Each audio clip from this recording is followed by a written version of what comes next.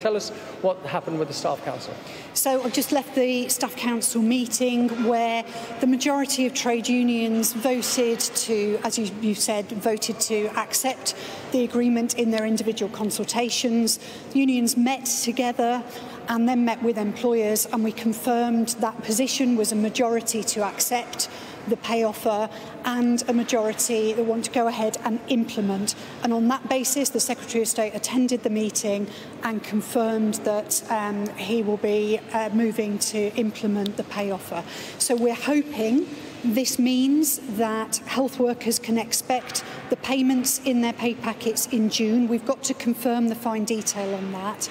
I think Unison's priority is to make sure that we can go forward and bring a resolution, a similar resolution to the dispute that's ongoing in Northern Ireland. And if you recall, health workers working in Northern Ireland have only just had the £1,400 that health workers in England received back in September 22 because of the length of time it's taken given their political situation. So we want a situation to come forward where we can have a resolution to the dispute in Northern Ireland. We also want to talk about what happens to all of the staff who work for private contractors in the NHS. So these are people who deliver vital NHS services but who are often paid by third parties. So those are going to be the priorities, as well as making sure we're able to take forward those non-pay elements of the pay offer. And prime amongst those was a review of the pay setting process itself. Had we been in that position this time last year, we may not have had to have any dispute in the health service this year, but very important we learn lessons. This is quite a significant moment. Does this effectively mean that the dispute between health workers and the government is now over?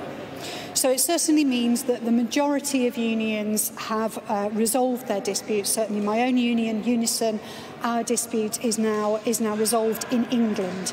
It's important to note it was a majority decision, not a unanimous decision, and there were unions who, you'll have to talk to them about their position. So it was a majority position.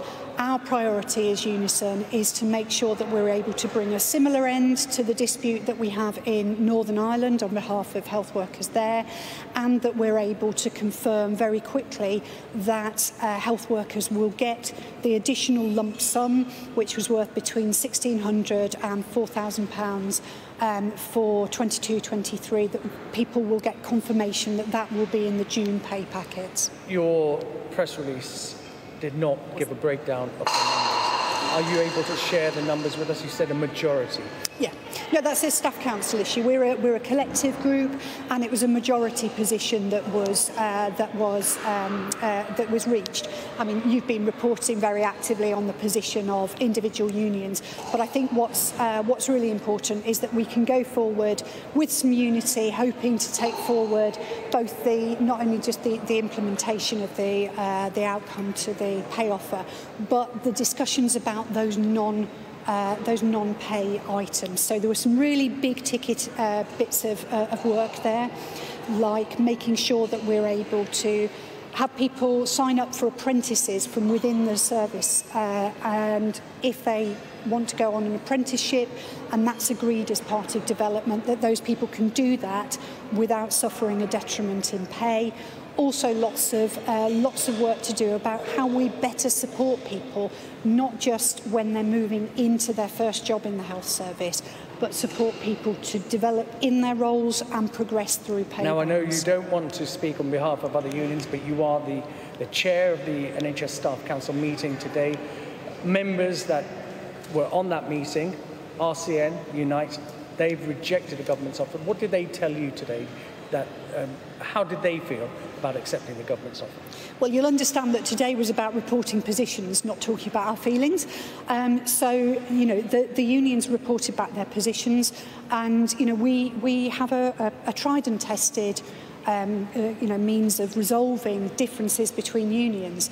I think, if you've covered the health brief for a while, you'll know that it's not very often we end up with all of the Agenda for Change trade unions in exactly the same position. In fact, I struggle to recall a key position where we've had every single union in the same position.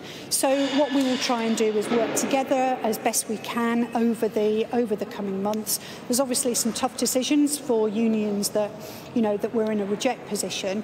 We have to recognise that, but also acknowledge the fact that we've got a clear majority position, and that members of unions that accepted have a very strong mandate to want the government to implement and make sure this gets into pay packets as soon as possible. It was fractious. As a trade unionist yourself, you wouldn't have wanted to see that division among the unions?